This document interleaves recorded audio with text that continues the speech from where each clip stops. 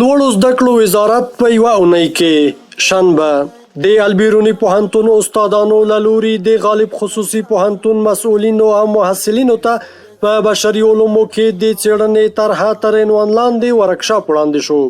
یکشنبه د بلخ او کندهار پوهنتونونو ترمنځ د دوه اړخیزو همکاریو هوکړلیک لاسلیک شو.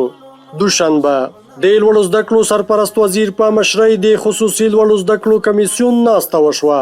سه شنبه د لوړو زده کړو سرپرست وزیر د تخنیکي او مسلکي زده کړو ادارې د محصلانو په فراغت غونډه کې ګډون وکړ.